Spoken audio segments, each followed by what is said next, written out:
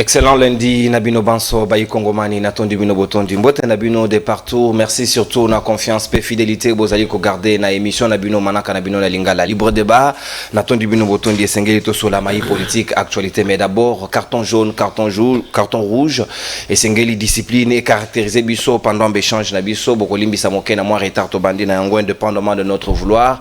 Un petit détail technique, mais c'est déjà réglé. Il y a Yambo rubrique Nabiso, breaking news, Natongwa Lelo, ba conducteur, il y a taxi moto ya commune ya Kintambo bazali ko lela penza mingi tracasserie policière ba ko comprendre sous-souté même barré ya stationnement ezali sous-souté ce côté les ba kuyoni mbes ba botolio moto bazali ko lela ba ko senga na madame Pepito Kilala wazali bourgmestre ya municipalité na azoba disposition nécessaire pour na koti ya bango en sécurité nde yango demande na bango na tongo alelo mama likambo to kobeta di solo lelo na libre débat etali bonne nouvelle ya Maïseni et uti ko communiquer na poko ya lobby sali rallonge pour la air ya zone ouest pour la mayo etali enrôlement babakisi 25 jours de plus pour la bayi Kongomani normalement esengela ki esuka mokolo ya le 23 lelo mais est-ce que esuki te pour seni à prolonger de 25 jours de plus est-ce que cela va sans dire que conséquences kozalate sur la date butoir ya le 20 décembre pour la mayo etali organisation ya scrutin ya présidentiel municipal et puis législative est-ce que dérangement kozalate ya calendrier est-ce que ba consacrer déjà glissement sans les dire to ko analyser ngona bayi Kongomani bazali nanga tout autour ya plateau ya libre débat ya mokolo lelo oui ba Kongomani mosusu bazali ko yiki akimiate na partie ya territoire national ya République démocratique du Congo pratiquement na province ya Maniema ba Kongomani bazwami na territoire ya Kabamba repe na localité ya Salamabila bazali ko lela ba ko kamata fimbu lokola bakanza ba ko beta malokola muselekete lokola mbwa et pas ya mouvement rebelle Mai Malaika o bazali ko faire subir bayi Kongomani penza ba traitement ya malamu mingi tende yango tina penza to ko beta di solo yango na bayi Kongomani est-ce que sengeli ba congolais ba souffrir boye na kati ya mboka na bango ba beta bango fimbu on dirait que bazali na droit ya ko yiki ya kimia tete ko sola yango na bayi Kongomani peut ko kamata na bilili extrême OK o to ko longola yango pona baninga ya YouTube pona sensibilité sinon te ba ko sanctionner yango mais bato ba ko landa biso na nzela ya TNTP na nzela ya BlueSat bokota la image moko to sélectionner et pona bino to ko beta di solo yango na mwana mboka Luc Madembe o azali na biso elongo moko ya bayi au cadre ya SID ya Martin Fayulu Madidi pe moko ya bayi ressortissant ya province ya Ituri tozali pe na mwana mboka Nestor Okoko ya Asbel Kamere le visionnaire o azali na espace Grand Kivu yende azali ko chapeauter et yango espace Grand Nord plutôt et Nord Kivu Sud Kivu pe Maniema bango nyonso bakambami epai na ye na ngambo ya INC ya Vital Kamere Mwalimu tozali pe na mwana mboka Bob Yakasa o azali moko ya bayi mouvement CJPPS ali na biso longwa ko soutenir ba institution ya République petozali na les célèbres avocats maître Patrick Tinda mwana soka moko ya bayi au cadre ya MLP ya Franck Diongo ali na biso longo to ko fungola sika hostilité ya libre débat na biso ya lundi ya lelo na mwana mboka Nestor Okoko ya Asbel Kamere le visionnaire mwana mboka na Kamatio. C'est pas facile, difficile à voir, inacceptable dans le 21e siècle dans un état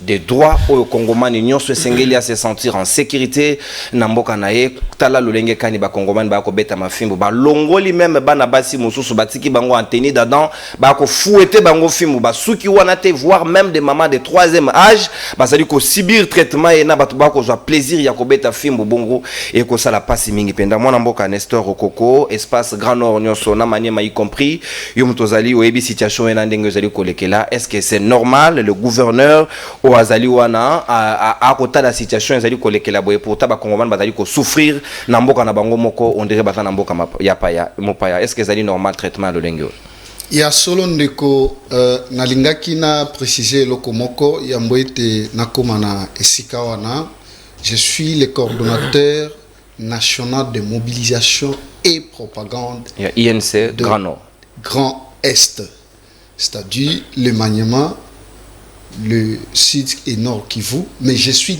natif du Maniema. Très bien. Et Nazako sala émission à Lilo, na Kombo association Bengami Vital Kamere visionnaire du Congo. Faut que ceux qui sont visionnaire du Congo. Ezali mawape pasi mingi. Poete na mboka ya Lumumba, na mboka oyo ya Simon Kimbango. Kino mokolo ya lelo to akomonaka balolenge ya makambo wana. Sikoyo bato wana bauti wapi? Ezali héritage au biso tokuta. Parce que il fallait na yebisa bato ete nazali moko ya baiba ko soutenir ba institution ya lelo. Ezali libula au biso tokuti ya ndeko Kabila na baninga ya ye bandeko Shadar bangonde batikeli biso libula wana. Kasi ya solo tokuti yango. Eloko na ako kamwa kino lelo na province ya Maniema bayali zinga ya mokonzi ya mboka bako sala mosala mabe pona tina ya province ya Maniema. Parce que bato wana ndeko oyebi nini za koleka kuna ezali na wolo o to bengaka or na libulu wana o babengi bandro mosolo ya mboka ekotaki ebele na eliko ya ndeko Matata Ponyo na tina ete misala esalema mboka pe ezwa balitomba ba bénéfice oyo kosunga budget na biso. Kasi na mokolo ya lelo yali zero oyo babengi na monoko na biso mususu chijeo libungu tulu. Pona nini ezali makambo ezali orchestré na ndeko babengi gouverneur intérimaire Mangala Idrissa. Tina nini ya ba élection na mboka oyo? Alobi ada moko ya ba IDPS ba osimba ete. Mais ba IDPS ndeko Kabuya aloba yango na micro. Alobi biso to ko soutenir ba nyonso tata tikela biso pe moko na mosusu ezali Mangala. Lolenge wala Augustin Kabuya. Mais yende aloba bongo. Lolenge ko soutenir Mangala ezali kaka ko maintenir ye moto ya zalaki eli comme gouverneur azo ebongate. Et ali akokamwa Mangala akei atindi muntu na ye kuna na mboka wana na Salamabila. Bakei basali bakaboli kita balobi bino bae mai bino bofanda ba komando ya biso bofanda tokobanda kosala ndenge nini poso oyo semaine oyo bao bakoti batimoli bazui. Donc tozo ko coexister na mouvement rebelle, ça c'est normal ça. Tango bato wana ba ko betaka bato fimbo na miso ya police na miso ya bambolomolo nyonso ya ekolo ba ko mona pe baza ko sepela nango. Mais kuna oyo yo moni wana ezali muke mwana mwasi elenge mwasi nyonso ya kitoko soki bayebe pa na bino na butu bayeba kweyo bacheo maboko bakei nayo papa na osoka alobi babetie masasi sur place. Eloko ya kokamo yali nini mbaleleki basoda bakomando bazali kuna balobi non trop c'est trop biso tozali bambolomolo toyebani na ekolo Congo bato oyo bauti zamba to gouverneur a tche bango awa comment to ko banda ko talaka bango ba banda ko beta ka bana moka ba banda ko kwa biloko ya batu esengeleza la bongo te ba maima wana ba komi lokasa batindeli gouverneur azui mokonzi ya mbolo ya basoda wana alongoliye azongisie na province kuni yali problème ezali nini e yali likambo ya mbongo bako zwaka 45% batindeli gouverneur Mangala pe na tango na ye atindeli bato na ye oyo bazo soutenir ye na Kinshasa. Oyo mboka ya ndenge nini. Bana Maniema bako nyokwama. Parce que tozali liboso na biso moto moko ya ko kamba province pe ayali na moto akotuna yete assemblée provinciale bakotuna yete. Bakotuna yete parce que azali gouverneur intérimaire. Kasi moto ya zwake bonga tina ya élection ezali nini. Oyebi lelo na province ya Maniema kombo ya mokonzi ya mboka ezali boy zero. Pona nini? Eyali makambo ebele ndeko. Likambo ya liboso, likambo ya bamai wana. Moto ako maintenir bango ezali Idrissa Mangala. Kombo na ye Idrissa Mangala. Yende ako entretenir bato wana. Po batindela kaye ba or oyo ezali ko uta na libulu ye amemi yango Kinshasa ye moko ayebe sika yaka kotika. Merci beaucoup mon mboka. Kasi to akobelela na mokonzi ya ekolo tata mokonzi Maniema pe eyali moko ya ba province oyo ezali ko sala 26 province ya république to sengi luka kimia na Maniema bana Maniema ba kolela na kombo na yo balobi makambo nyonso ya mabe e yakoleka na Maniema e yali sima ya mokonzi ya mboka nzoka nde mokonzi ya mboka ana ye musika na makambo wana Idrissa Mangala na baye ba ko kamba politique kuna na lingomba politique Idrissa bangonde baza sima ya makambo wana soko tali ezana ba mikanda oyo mangala akotindaka bato kuna bakendaka kozwelaka yo misolo bakendaka kozwelaka ye 15% epa ba maimai mboka nini na province moko na territoire na moi eteni moko ya mabele okuta gouvernement mibale ezalaka wapi. Merci beaucoup mon mboka Nestor Okoko okomela moi soy moke na kozongela yo tout à l'heure. Ça fait mal comme constat la situation moko ya non état.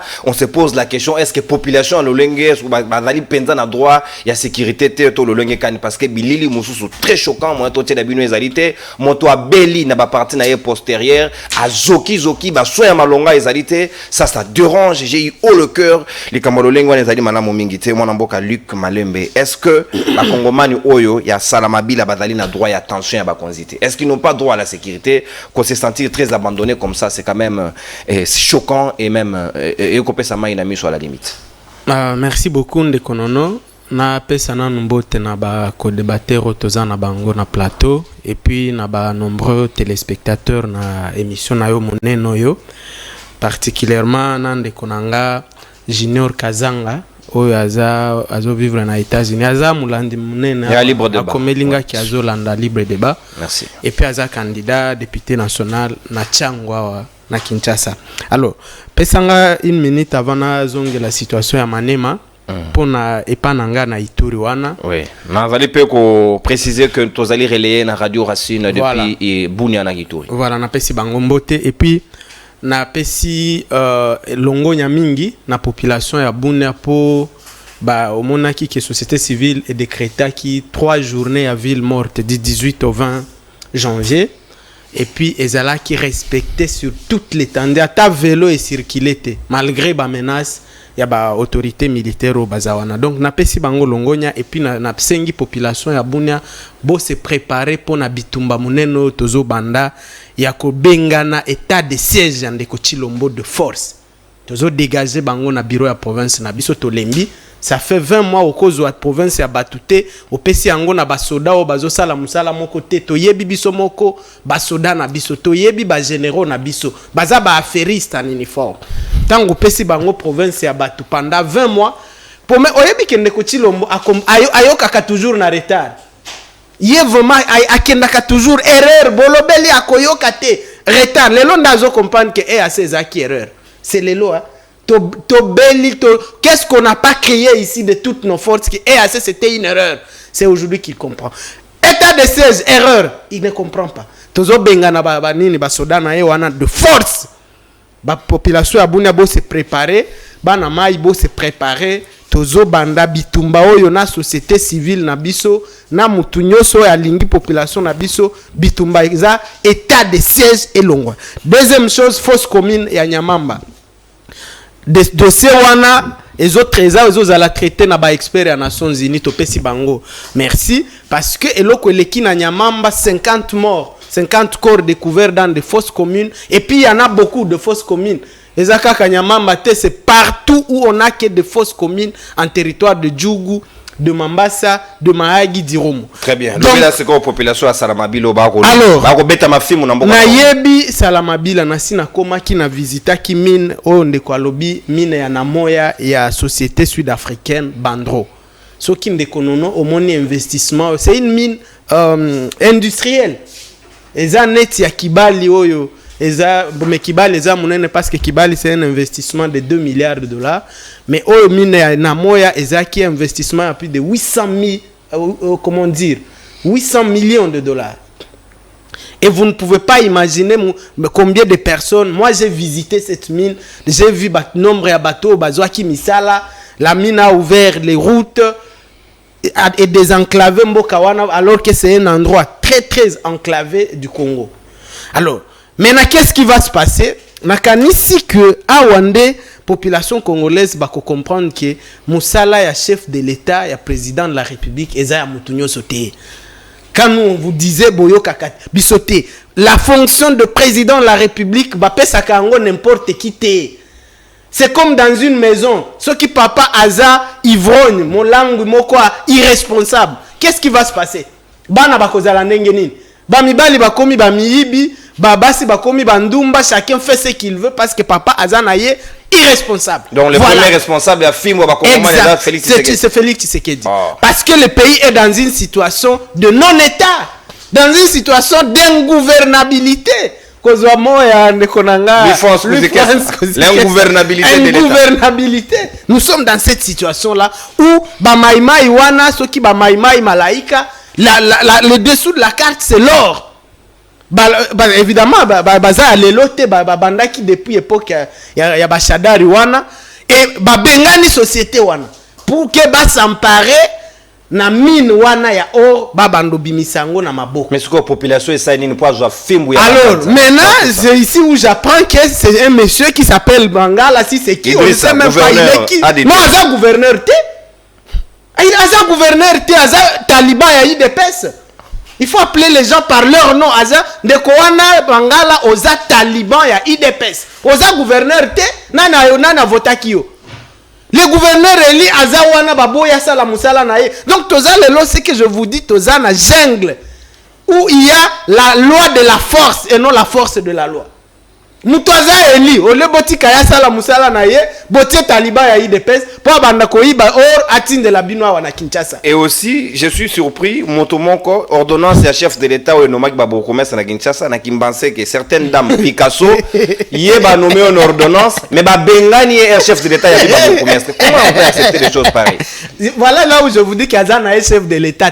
Non, toi. Si l'on voit chef de l'État, personne ne le respecte, même dans ça. Est-ce qu'on y a dit que si cette histoire de bourgmestre, il signe une ordonnance il y a 1 an.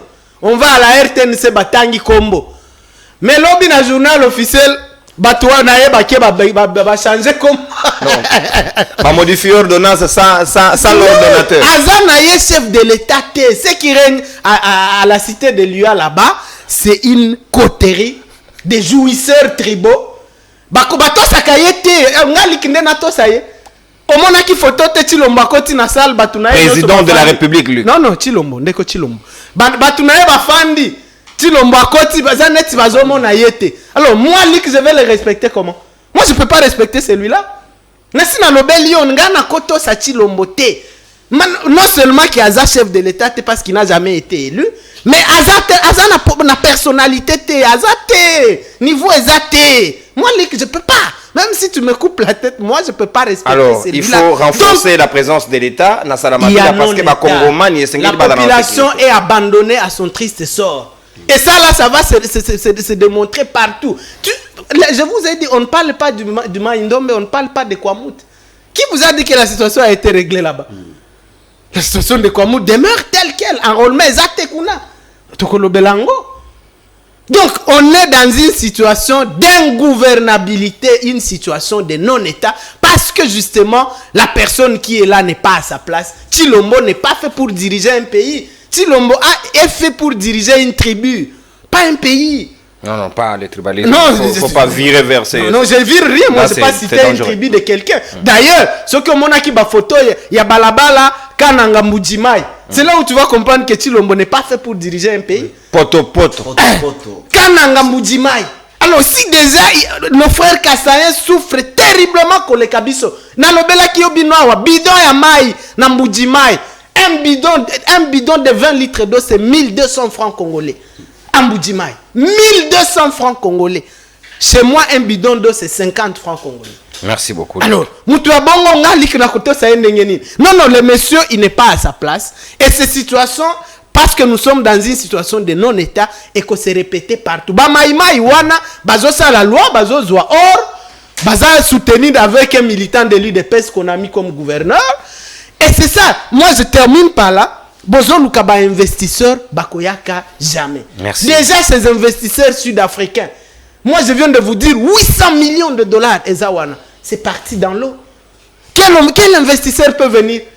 Avec cette situation, Tozana Kati, il ne faut pas perdre votre Merci. temps. Aucun investisseur ne peut venir au Congo. Yango Monichi Lombasala, 1000 tours au monde, personne n'est venu. Parce que dans un pays où il n'y a ni route, ni électricité, ni sécurité, corruption gangrène partout, la présidence c'est un temple de la corruption et du détournement.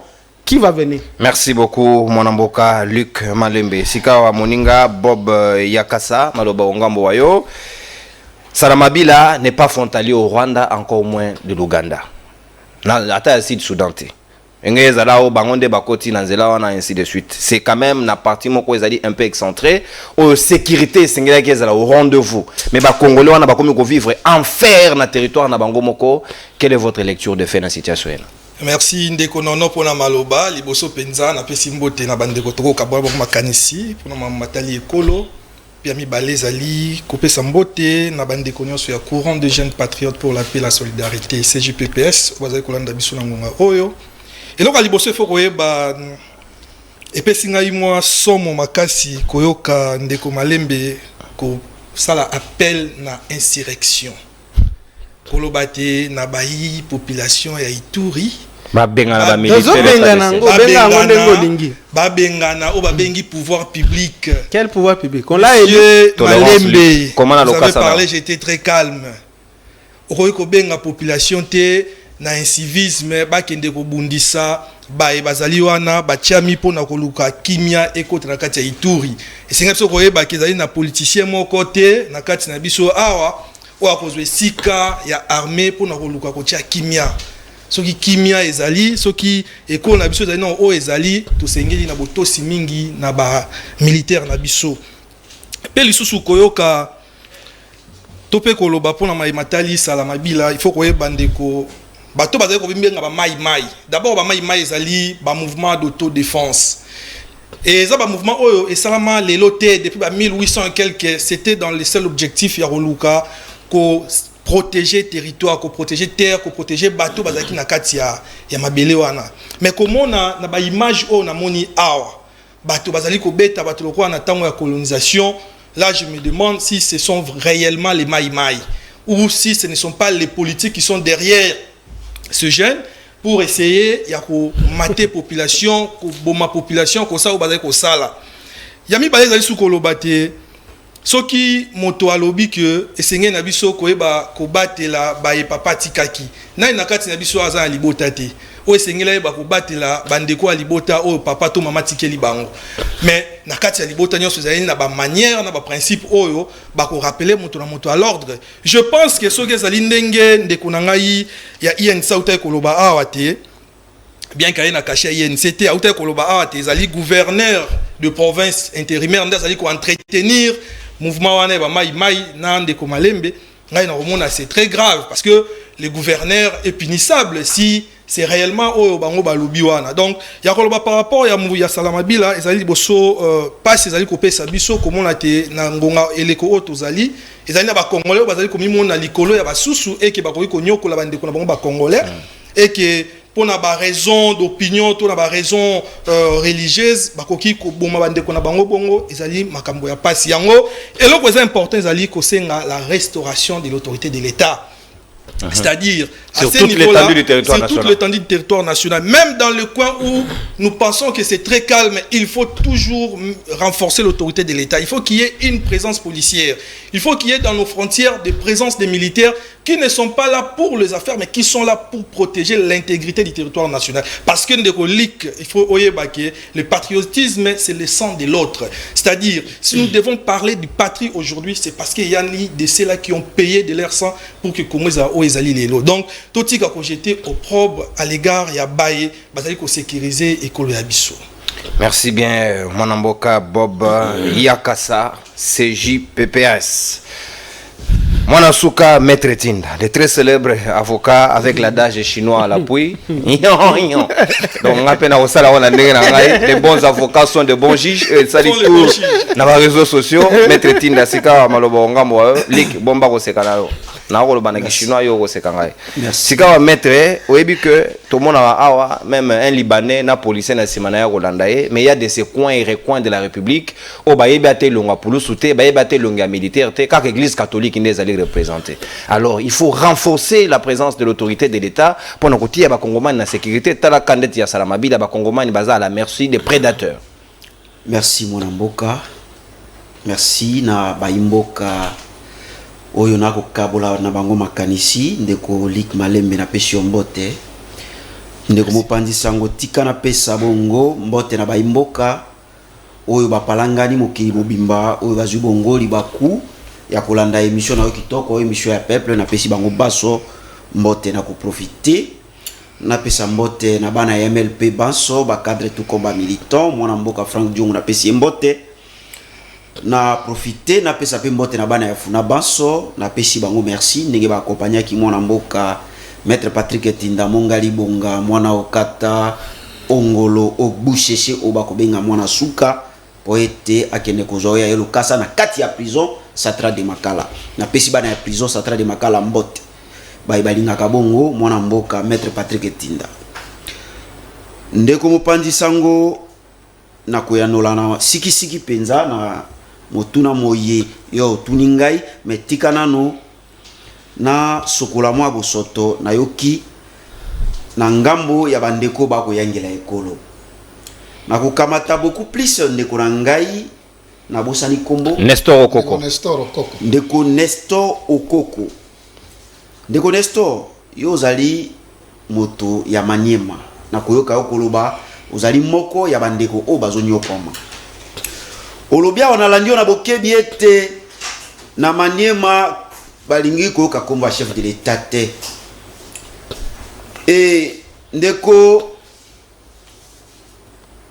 yo olobi ete bandeko na bako nyokwama e balingi koyoka komba chef de l'état te mais na kobitu na motuna est-ce que ndeko Nestor ozali na souci ya bandeko na yo tango boko bunda po ete Félix Tshisekedi mwana ya Kondo ete Tshisekedi oya sali soni ya Kondo akamata bongo deuxième mandat ndeko est-ce que ozali na souci ya bandeko na yo obako nyokwama ndeko na ngai yo lobi na Maniema nyamu soki ezali koyingela ezali beaucoup plus gouverneur Idrissa Mangala moto asali ete nyamu eyingela bandeko banyokwa bandeke bakonyokwa mais ndeko eloko ko bosana les gouverneurs représentent les chefs de l'état yo moko lobi ete ndeko Idrissa azalaki élité mais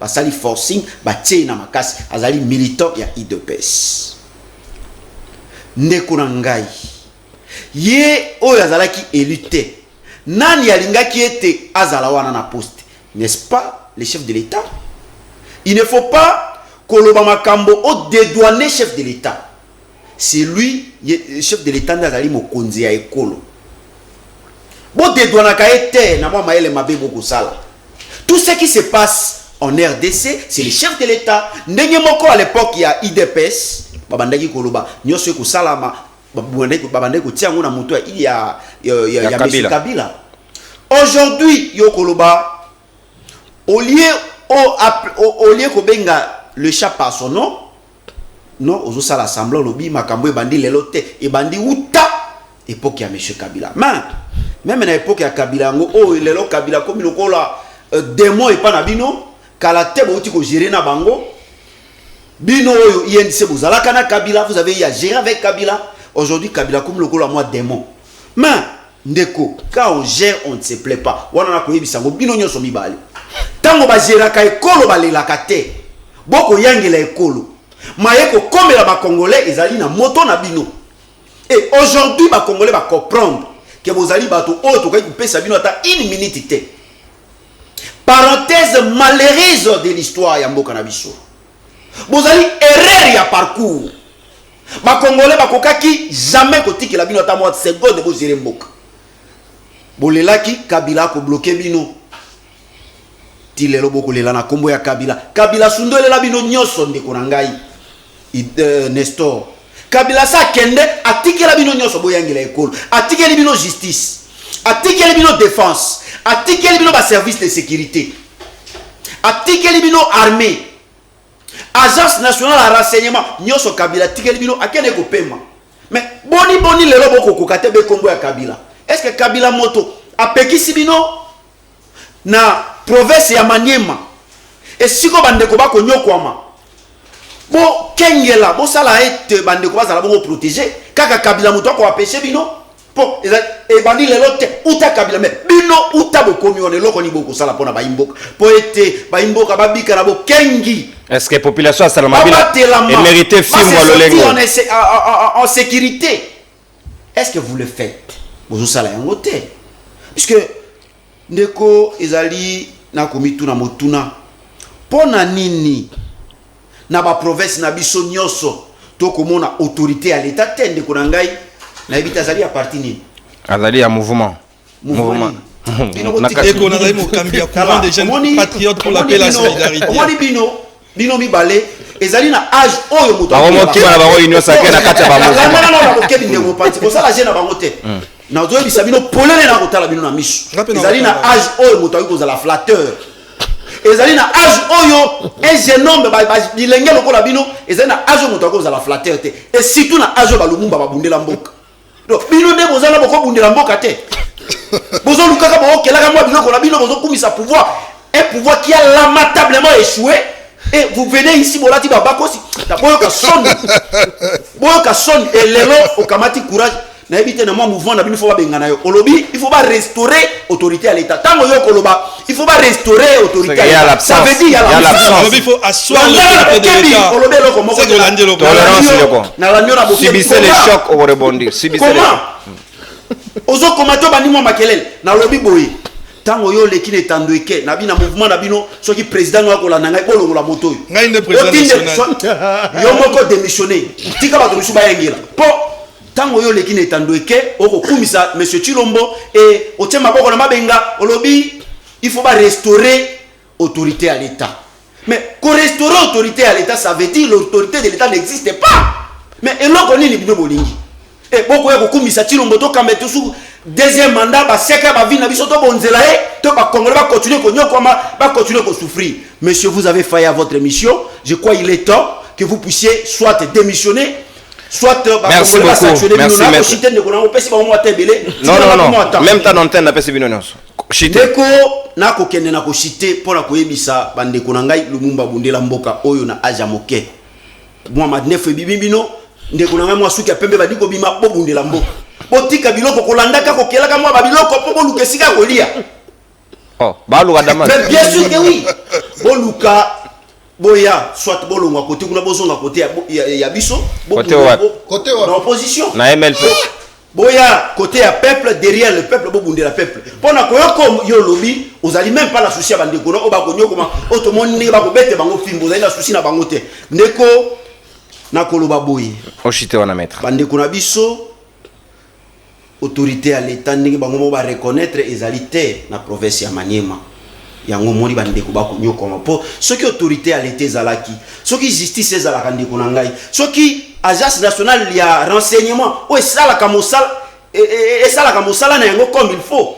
makambo to komonda to ngeto mona te soki justice ezalaka merci beaucoup maître tozali na ba coups et tribunaux ezali wana soki la police esalaka mosala na yango soki armée esalaka mosala na yango tolingaki tomona oyo nyonso tokomona te soki tozomona oyo ndenge bango moko ba reconnaître na maboko na mabenga toujours ekotalisa polele te autorité à l'état ezali te monsieur Félix Tshisekedi na 2023 tika ba congolais calme merci beaucoup tika ba congolais merci na bango moto soki osali makambo na yo ke o se représenter lisusu soit sala ngona makasi ko bebisa mbongo ekolo te na ko organiser élection oyo ba resto ezali toni à l'avance merci beaucoup on ne peut pas continuer comme ça merci maître Tinda calmez-vous s'il vous plaît et que ça passe la situation n'est pas du tout bonne mais yo moko pour reconnaître la situation ça malamu te donc je suis deuxième mandat merci non mandat toté wana ila responsabilité na ngalité to tika dans l'analyse mwana mboka sikoyo Nestor Okoko donc na deuxième dimension na biso ya voler mais en attendant na ko la recommandation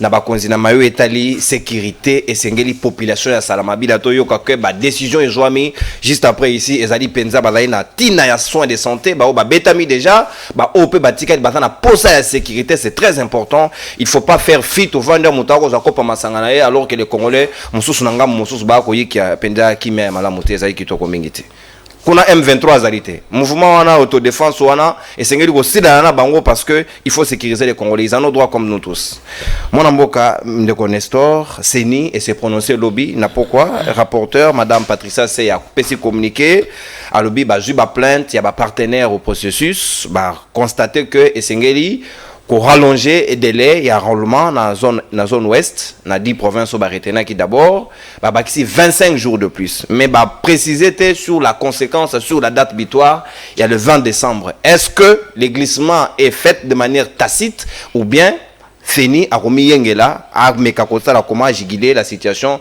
pour que cela ne dérange pas les calendriers parce que 25 jours de plus selon les calendriers publiés il y a quand même des risques de quoi craindre que tu puisses connaître le glissement 5 minutes. Bonne gestion des temps. Natondi mingi yangandeko journaliste nakoyokaka baninga nanga oyo tobengi bato ya opposition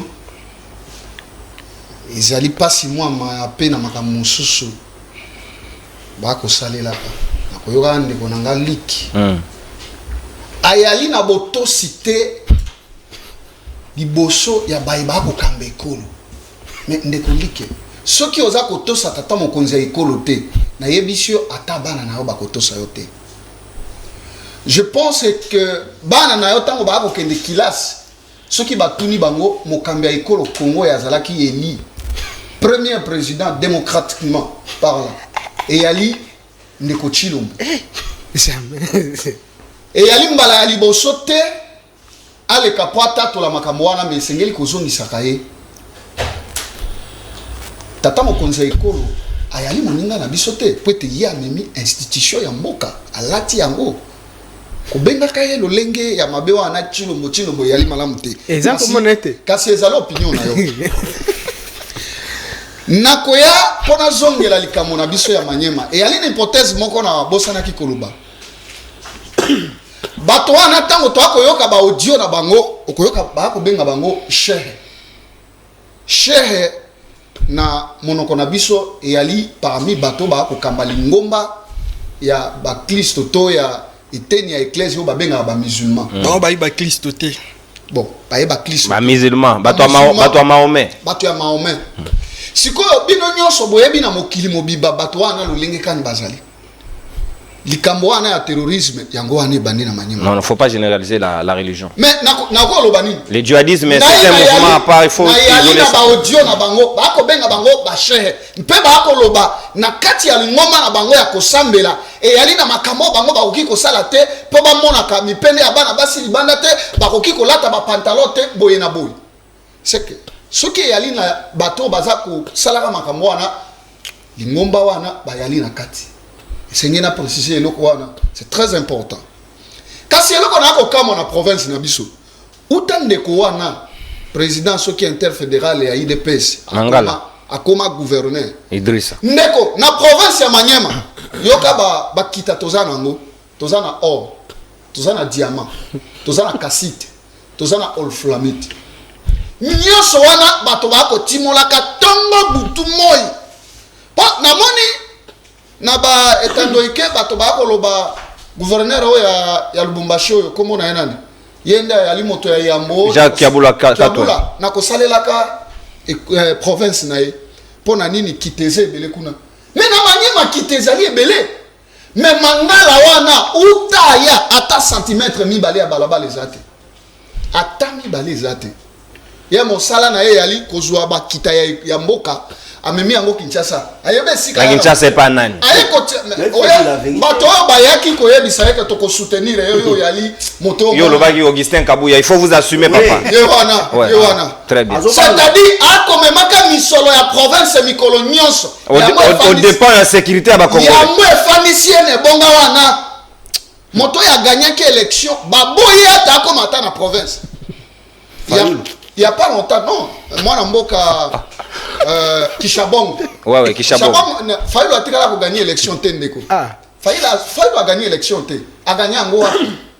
Tala, Moka Oyo, biso tozui li boula moko ya batu ya Kabila.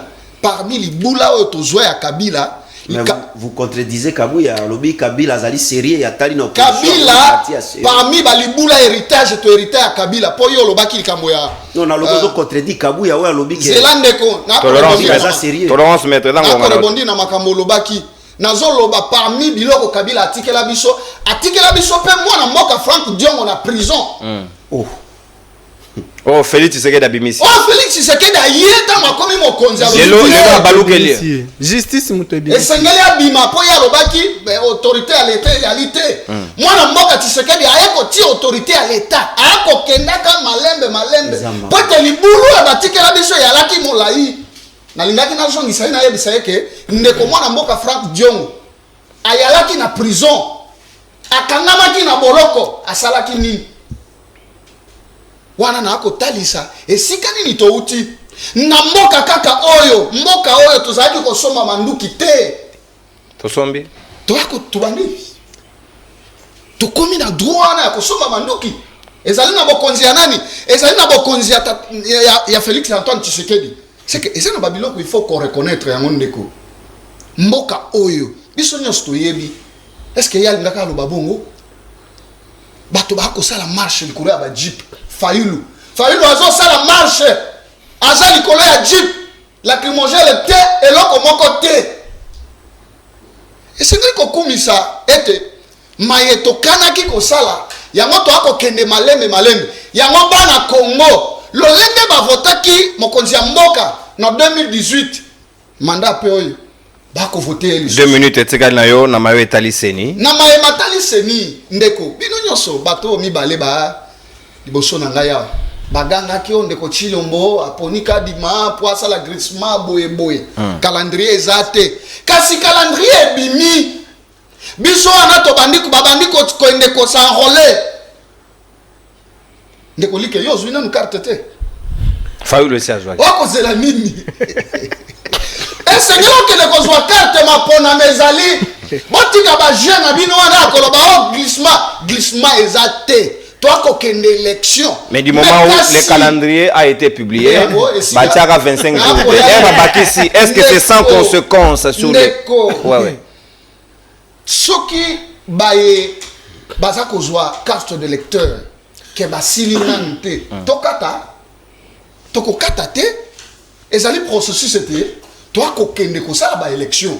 Ce qu'on peut kende mapona mi amalam et sengeli na congolais nyonso bipa nyonso azali ens'enrôler azwa carte de lecteur yango ndeko pesa ningisa itaki ne kozwa akene kopona mokonzi oyo glissement et kosale matote au regard ya weto komona glissement yo akobenga glissement nini tozali na kati ya processus soki moi kokoso ezali ete to bongisa wana obengi glissement calendrier ezali te ndeko soki to bongisa pona mikolo misato mine yango nde glissement yango nde kopikisa moyo etana très bien ndeko merci yebisa bato ndoto ako yebisa bakongomani nyonso bato ya Fayulu bino bato ya Frank Diongo akende kozwa carte de lecteur ayebiso kazwaki te bino boko kobelela likambo ya glissement ayebiso kazwi bino boko kobelela glissement élection ezali biso tozali wana mpona kotia mibeko na nzela pe mibeko yango tokosalela biso base toakokende élection toakobanga eloko te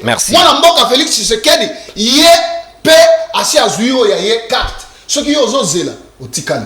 Merci beaucoup, mon amboka Nestor. Okoko, temps d'antenne consommé 5 minutes, pas de débordement. Deuxième tour, il y a parole. Vous voyez très bien que nous avons structuré et c'est un capitaliser sur toute thématique parce que c'est ni lobby, azali pe victime de diabolisation, bato bazali ko multiplier ba carte na nenge ya kuku, ba bebi sarabilongi ya bato pour nous diaboliser processus. Et zali madame Mingite. Ceux qui y a de ces Congolais qui font ça, ce n'est pas correct. Démarche à l'Olengi wana. Mon amboka Luc Malembe, c'est ni et c'est prononcé T. Na débordement, il y a délai, n'engé calendrier na Ezaki parce que cela doit avoir une conséquence logique du moment où 25 jours de plus de ce qui n'avait pas été prévu, de quoi lobby a ce qui glissement et kozala bon. Il y a coloqué dans le combo, mais lobby tongo et kotana, montako kufate, ce qui est un objectif, il y a quoi améliorer pour ça ce processus madame. Maloba ngambo.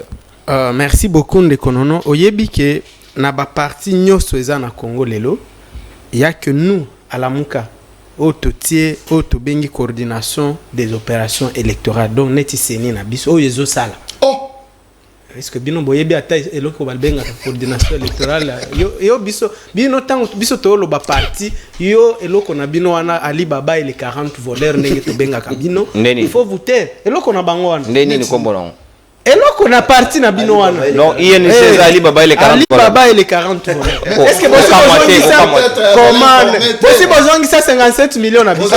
Wakamisi kwa ça nango. Il y a 100 jours, 600 millions et ça wapi. Papa. Tolérance. Donc okoko na ozongela. Tolérance. Je n'appelle ça au message à Congolais. Problème était tant que caméra azongi tolérance.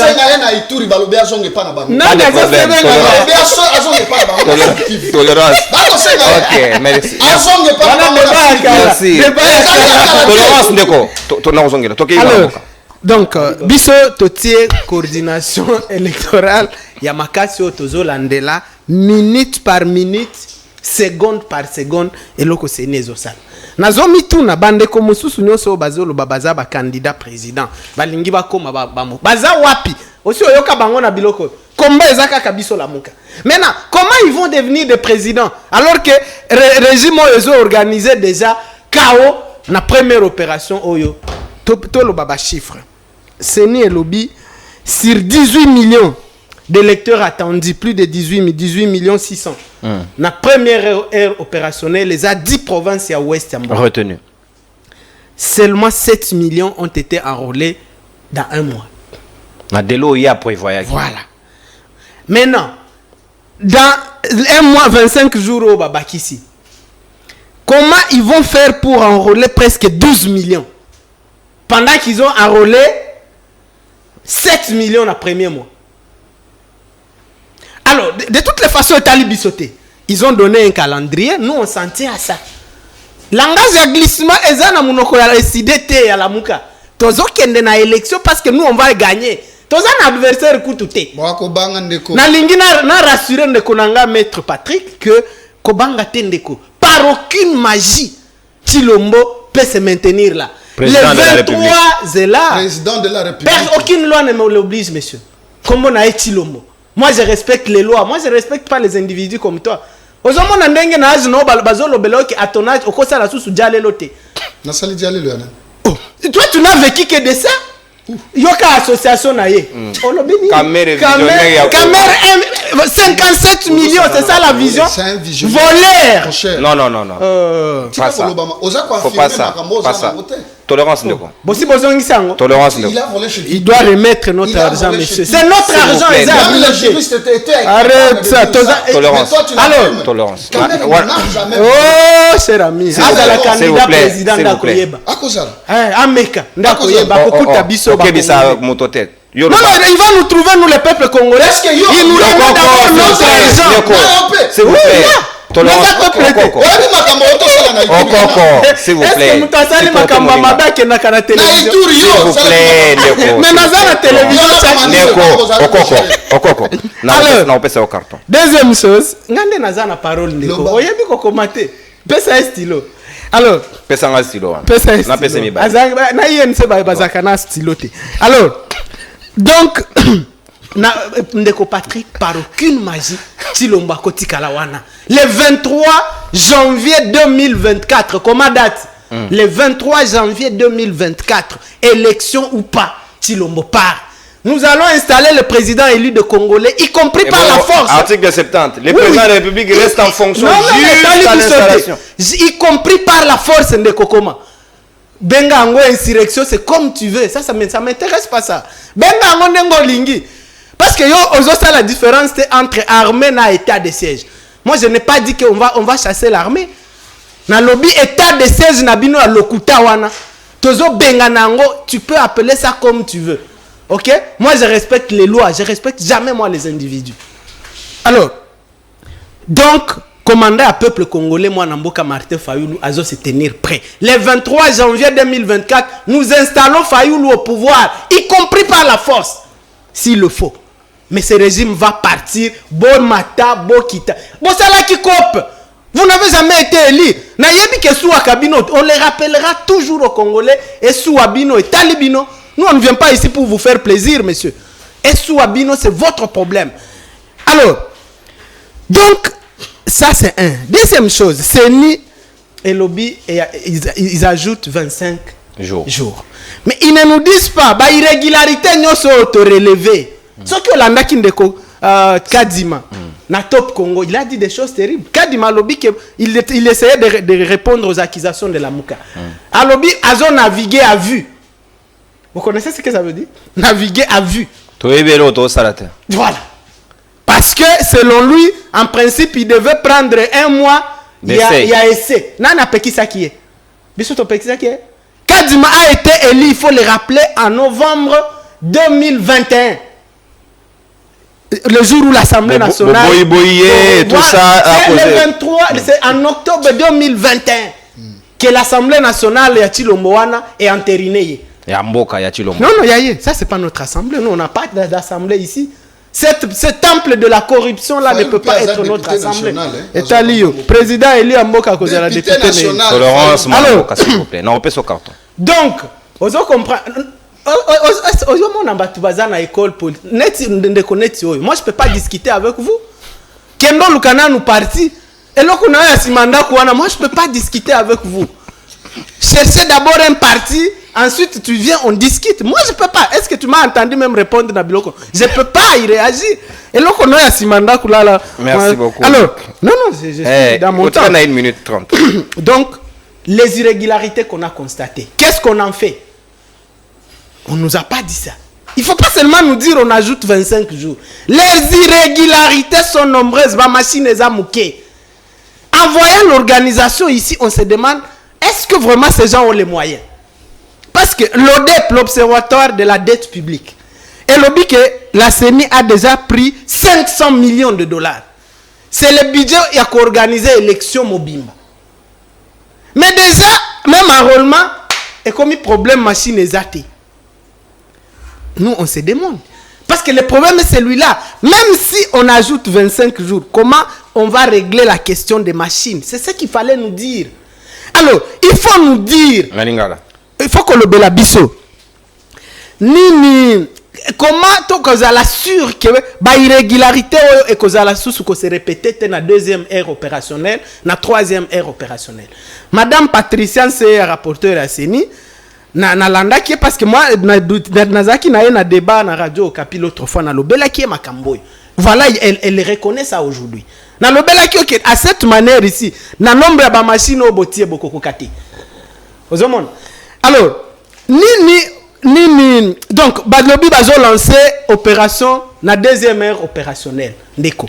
Le lopé déjà banane le Bisonyo Sotoye qui a accompagné avion moko congolais à diaspora penyo se sengé de baba. Voilà, Bisonyo Sotoye qui a accompagné avion eza sous na mboko yote. Congo Airways est déjà mort enterré na régime oyo. Ba régime oyo kutaki 4 avions na Congo Airways oyo ndeko matata atika kina gouvernement na ye na pesi mbote na président matata ponyo. Oya tongaki epa na bango esika zolo lalela qui a construit le manema. Ata un mètre à goudron boza nango c'est matata ponyo. Fallo comment peut ça? Oh non, tu peux si longonya ma président, ancien premier ministre matata ponyo. Pour ensemble. Non mais c'est le ancien premier ministre. Merci beaucoup mon Mboka. Alors, Oshité. Donc comment on va déployer le matériel? Et ça koko sabiso yote. Il y a aucune compagnie dans ce pays. Biso etali bisoté. Nous on s'en tient à ce calendrier. Merci. Donc après la élection, tout comme le 20 décembre élection exatée. Kadima part, Chilombo part, tout le monde part, l'Assemblée nationale. Merci beaucoup. Ici qu'on rappelait que tous ceux qui avaient comploté contre le pouvoir, il y a Mboka, Martin Fayulu Koyi Bango. Nyoso bazo futalelo. Oyoki ba mboko bazo bunda na prison te. Ndeko.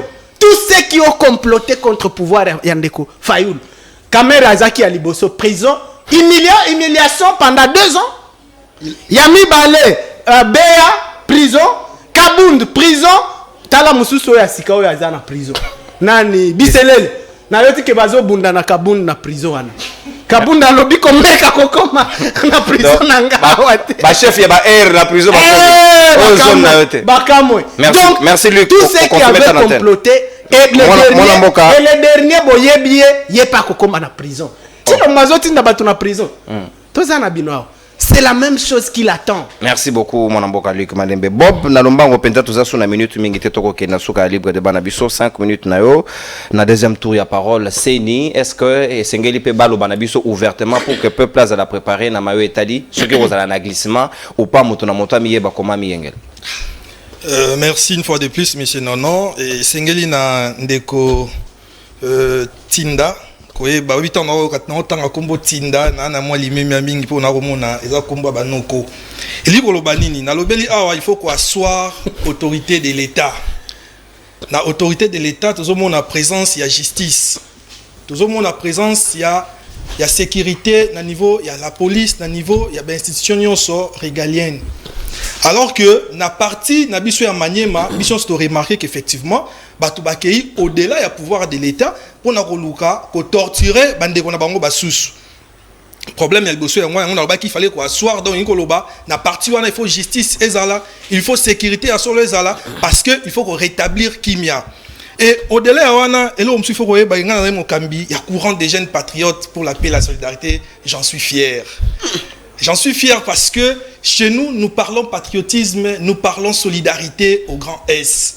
Et si quand on se passe ces années, biso lis na biso singile zalawana petolo beleango. Et tant que tolo beleango, tous en atina teto la kisa parce que nous disons que nous soutenons la République et non les individus. Parce que nous devons soutenir la République, parce que la quiétude de la République, et ça fait quiétude, il y a membre de la quiétude, et la quiétude de Mboka. Donc c'est pourquoi nous soutenons la République à travers les institutions de la République. Parce que dire que erreur de parcours, Félix Tshisekedi, le président de la République, et ça erreur de parcours, c'est que je me dirais aussi, pour rejoindre mon frère, c'est que... Une parenthèse malheureuse qu'on doit vite... C'est ce que tu disais, bien entendu. Si donc c'est pour dire aussi, pour fermer aussi, malheureusement. Donc Franck Diong aussi, et ça qui erreur de parcours, le faire sortir Nakati à prison parce que nous savons comment est-ce que les choses se sont passées. C'est moi qui ai dit ça, c'est pas Franck Diong qui a dit. Et donc, c'est pour dire que je pense que vous êtes du MLP, puisque vous êtes du MLP. Franck Diong étant votre autorité morale, vous voyez, à son âge, il a encore des autorités morales. Alors que lorsque nous parlons du parti... Au PCP conseil. Mais alors, on ne peut pas avoir des autorités. Non, voilà, c'est pas Franck Diong. Il est parti, il est sur le plan statutaire, sur le plan idéologique. Et non... Parce qu'il doit avoir quelqu'un là comme un dieu qu'il faut adiler. Non, c'est pas ça. C'est ce que font les autres ici sur ces planètes. Et donc, je disais, monsieur Nono, que tout ça pour la République. Très bien. Et donc, anti-valères n'y sont toujours participé dans côté. Et donc, mettez-moi à l'écart des anti-valères. Et je pense n'avoir cité aucune personne ici, dans ces cadres. Mon grand esprit de comprendre. Et donc, rallongement, il y a Seni, il y a 25 jours. Monsieur Lick, il faut bien qu'à vous répondre parce qu'il me demande de chercher un parti politique. Je respecte son opinion et je vais répondre à son opinion aussi. Et puisque je vous respecte beaucoup. Malingal. Pour nous, mingi congolais, monsieur Lick, tikangana lubana été. Tant que va enrôler 17 millions. Et Nikoloba, ils ont qui prévision, ils ont statistiques. Na quand sur tanga pour statistique. La statistique balobi prévision na biso est 18 millions. Et 18 millions on a tout le monde reçoit bango na X temps. Baché 30 jours. Et ça dit que na 30 jours on a ba congolais ba s'enrôler mingité le lenge signé kanisa iko sala parce que là pour nous rejoindre madame C Ayemuro alobaki que Kadim avait de petits problèmes au niveau de l'expertise par rapport à sa lettre écrite et donc là je dirais que le 25 jours ici peut suffire à ce que... À quel moment ce qu'on a comme une expertise pour y péka madame c'est anda sa lecture il y a communiqué. Il manque à collégialité, il manque à convergence d'idées dans la c'est pour vous dire qu'il y a un problème dans la gestion. Ouais. Et donc lorsque vous gérez, il faut être conséquent de vos agir et de vos faire et de vos dire plutôt. Donc je disais que les 25 jours vont permettre à ce que Seni a atteindre si pas 17 millions, il peut atteindre 15 millions ou 16 millions. Hey. Ce ne sont que des prévisions. Ils n'ont pas dit que c'est les chiffres exacts que nous allons atteindre dans ces processus d'enrôlement. Ils ont écrit ma prévision, il y a CENI. Donc, c'est pour dire les 25 jours ici, on peut aussi aller au-delà. Il y a chiffre, il y a 18 millions parce que Angouema est différent. Mais par rapport au processus électoral que nous permettait, il de plus na politiciens et surtout il y a FCC, il y a PPRD consort. Balobi va participer dans le processus, il y a révision un fichier électoral. Alors M. Chadar et Sengen Aïeba, honorable Chadar qui est Biso na kati ya République démocratique du Congo, c'est pas tous les Congolais qui ont des passeports. ni de permis de conduire. Donc c'est pour dire que cette carte a encore pour validité des cartes d'identité nationale. Le temps, le permis de, oui, le permis. Et donc les temps, parce que je vous dis, monsieur. Donc c'est pour dire que M. Chadar, il doit en ce moment de 25 jours profiter. Il y a aussi l'appel na ba Congolais nyonso oyo ba kokili susu koyo ka mungongo nae. On a besoin de carte d'électeur, carte d'électeur pour participer à processus électoral. Et donc, pour faire participer à processus électoral, moi je m'en vais aussi demander à M. Kabila, le président honoraire, d'envoyer ses compagnons, d'envoyer ses militants pour essayer de s'enrôler pour ce petit temps restant. Et donc, je pense que ce qui M. Chadar a sali yango et vous allez rejoindre la voie républicaine. Donc, ne pas le faire, c'est que ils allaient quoi qu'on rejoindre M. Lick, ils allaient faire appel à la population dans un mouvement insurrectionnel pour le non-respect il y a des institutions établies. Donc, quand l'état des sièges Nicolik, pour national chité wana Nicolik, état des sièges quand yo lingine état des sièges longwa, état des sièges bato bazana ezaba militaire pour nous restaurer kimia na kati ya ekolo. Donc koloba ko bengana état de siège ni koloba Nicolik en d'autres termes à lobby ko bengana ba militaire parce que il faut pas oublier que au début de sa prise de parole à lobby, nous avons des généraux affairistes. Vous voyez des affirmations gratuites et qui ne fait pas bon usage. Donc nous devons essayer de voir la République, voir la solidarité et encourager le sens du patriotisme. Merci. Et donc, j'en suis fier d'être le président national des CJPPS et je ne vais pas démissionner. Merci beaucoup, Mwanamboka. Bob, en tout cas, capitalisons le temps, maître Tinda. Capitaliser le temps, j'insiste, parce que tu as commis pratiquement la souka 5 minutes. Parce qu'il y a un autre programme après nous. Seni, ouais, pas de problème. Seni. Ouais, ouais. Pas de problème. N'a pas sur minute nayo et sengelo gérer en moko. Est-ce que dans Ngongalelo, glissement ko sale matote, tongo rotana ngende kwa lobaki et sengeli ba congolais no soba miengela. Na koyano la siki en 1 minute mais tikana sukola na bosoto na yo kiao. Ndeko honte à vous. Je vous regarde, honte à vous. D'abord na kamatio. Tango koloba carte tellement tous avez permis de conduire tes cartes oyo même d'identité ko servir biso. Honte à vous monsieur. Donc chauffeur comme na carte d'électeur à combien? Ça c'est des vous êtes dans l'incapacité totale de diriger le pays. Vous êtes dans l'impossibilité possibilisante de possibiliser Yakoyangila Ekolo. Il est temps, honte à vous, pour démissionner. Pour tika, moto oyo, azali à mesure, Yako diriger Ekolo, à diriger Ekolo. Ba diriger Ramboka na défité, monsieur. Ça fait combien de temps depuis que les Congolais n'ont permis de conduire? Et vous êtes là. Aucune initiative. Ministre des Transports, aucune initiative jusqu'à aujourd'hui. Donc, ceux qui ont accident, auto connaître dans la ville de Kinshasa, c'est à cause de ça. Moto la moto ko ekolone mo tukata et siko moté mané lingi à côté nanzela. Honte à vous. Ndeko Nakamatio, olobi moi makamoko ya somo awa, olobi parmi biloko Kabila tikela bino, y compris Franck Diongo tikela bino, Franck Diongo na boloko bongo bino, bokamati mokano, obimisi bongo, mwana mboka Franck Diongo na boloko. Oui, certes. Vous avez bénéficiaire état de droit. La nanga na bokebi ndeko journaliste ko ça. Mais c'est que suki ça bon, la nanga na bokebi. Mwana mboka Félix Antoine Tshilombo Tsekedi, soki abimisa ki mwana mboka Franck Diongo, ezalaki par respect, il y a encore assez Sylvestre. Ils ont qui cadeauté. Et moi, Namboka Franck Diongo, pour ton information, n'avait pas détourné. Ils allaient justice. Comment? Ils allaient justice. S'il vous plaît. C'est son droit, c'est son tas d'antenne. Comment? Déjà, d'accord assez Sylvestre, la Lobaka, pas bimisa baï prisonnier politique, basse. Kabila bimisaka Jekoko, abimisa Muyambo. Muyambo, atigla ko. Kumisa Kabila te atikala ad vitam aeternam yena Jekoko ko kumisa ka bongo Kabila.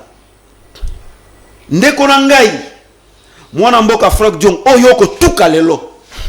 C'est digne fils du pays. Oh, il faut omemia politique na ye. Oyo atala ki esalelo na bino a claqué porte. Et Franck Diongo atikala ko détourner misolo te. Frustré. Il n'est pas frustré na ko répondre.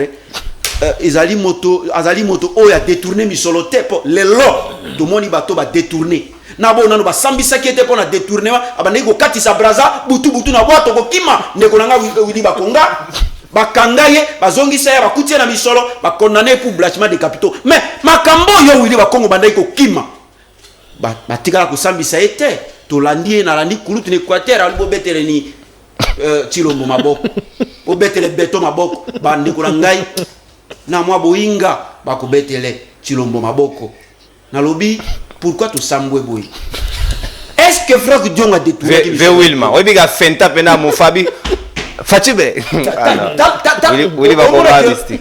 il y a des hommes politiques congolais bazali ba modèle et quand na yo kakabino seko libération ya Dion libération ya Dion a détourné misolo nan bino bo bimiawa ndeko nanga ko benga bino ali baba le karate voler to moni mo ba film ngo ndenge salami mais bino bozali bato moko bolika même pas netandweke boka mo soni bo batama po totali ndenge bozaki na mokonza moko soit disant boko aider mais bozaki po bomi aider bino moko otondisa mabenga na bino etalisa mi polele lelo soni même akobima na betandweke kuluto batama nani na koloba te ye moko ayebi moto aye kokumisa ye awa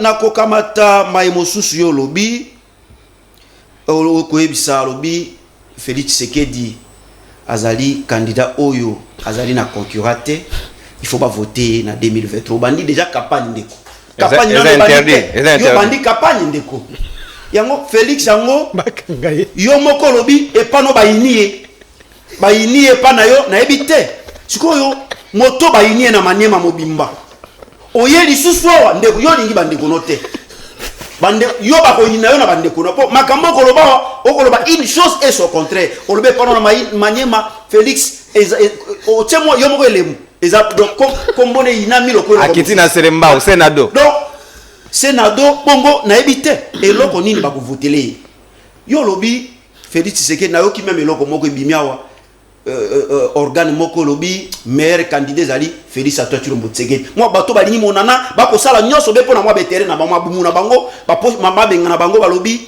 meilleur candidat ezalobe Félix Tshisekedi na mituri motuna Félix Tshisekedi meilleur candidat oyo moto akoki ko pesa ba congolais ma ya prometaki bango te Félix Tshisekedi a promis na bandeko na biso à parti est que soki na moni mo nyamu ngamoko na koya kokufa na bino uta aloba na bandeko na prometa bandeko na biso ti lelo ata moi mobembo asalite ako waya mobembo moko asalite na Goma maître une minute na lomba openda maetali seni ouais ngam na hotel okron donc asalata mobembo moko te pour rassurer bandeko na biso maetali seni la partie est ako waya ndeko na ngai na lobi économie na biso zo continuer kozala extraverti tourner vers l'extérieur agriculture zéro na tardi la landi rapport FAO et pour ça seulement si les 800 millions hectares y a terre arable et pour ça seulement bazolona donc vous n'êtes même pas capable alors que Congo n'a pas hectare de terre arable vous êtes dans l'impossibilité de pour combien vous c'est le côté pêche élevage zéro na matali c'est ni bongo ya monak cité pour voter Tshisekedi pour cette zone insécurité partout bino mo lobby autorité à l'état ezalité mais matali seni ndeko senio yo utato zwa ba seni na mboka na biso même wa kabila to critica na to tikolo mona seni ya boité je comprends maintenant pourquoi bandeko ya église catholique na ICC ba claquer porte po ba monoko kadima yo ba bozali observateur bon observateur akamata kamukuma moité lelo kotali sapolele ndeko kadima ay ko salon stage na tête na moto ya seni po eloko moko te Patricia se ya ko contredire seko ayoka ki Patricia se ya te Patricia se ya bisie calendrier ezali irréaliste eko salamat ezali vraiment irréalisable eko salamate ayoka ki Patricia se ya te asali forcing ndeko calendrier de chez Bimaki na ndenge bazo bouleverser calendrier ngo na ko mituna est-ce que bango moko bazali na makanisi ya glissement même si bazo sala refus égoïste on a bango zela na cité ba ko négocier te po bako bakanisi biso to ko senga bango bibonga tozali na pasi na biso derrière la population to ko senga bibonga na bino te eloko biso tozo senga ezali ko organiser maponomi ya malonga oyo baimboka bakondima ba merci beaucoup mwana mboka maître Tsinda ochité déjà merci pongo ba résultat o ezali koni à l'avance po ndenge boko loba wana apparemment possible saima akamona bino tolingi te ezala lisusu merci na bayi kongomani merci maître na bimi koloba élection na organiser nazaki na pression kanaki bakoboma ngai. Merci beaucoup. Exil. Merci Maître Tinda, s'il vous plaît. On consomme ta antenne. Merci réalisation Merveille Vangu. Merci na équipe technique. Merci. Non, on a débordé.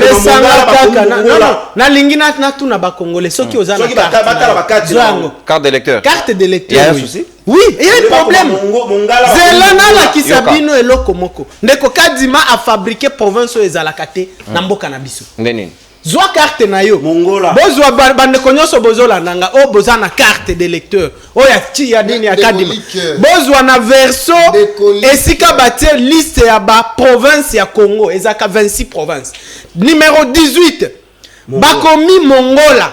Province ouanaise. Et tikala jamais. Erreur de frappe. Non. Si un document comme ça. Si un document est carte d'identité provisoire. Erreur ezala. Merci. Non. La mela ya kopesa mokonzi ya ekolo. Tata mokonzi ya ekolo toza na posa ya kimia. Ndeko ya fandi comme gouverneur na ville province. Yo zo lingozwa poste na ye. Yo pete. Merci beaucoup. Merci. Non, merci. S'il vous plaît. S'il vous plaît. Non, s'il vous plaît.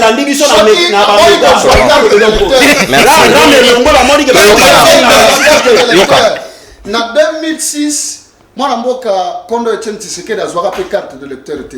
Élection esalemaka Congo ekufaka te. Merci, c'est bon, merci. Non, toi aussi, c'est maître.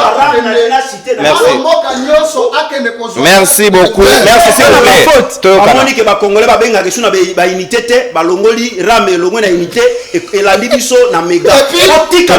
Non, s'il vous plaît. S'il vous plaît, Maître Tinda, ça fait un désordre. S'il vous plaît, Maître Tinda. Non. N'a pas sûr de. Non. S'il vous plaît. S'il vous plaît. S'il vous plaît, Robin Dadeba Moussousou. Merci beaucoup, Luc Malembe. Merci, Nestor. Merci, mon amboka. S'il vous plaît. Ouais, merci. Mais merci, Maître Tinda. Merci. Chinois va voter Maître Tinda. Merci beaucoup, monsieur Siri. Au revoir. Bye bye. Saluez-vous.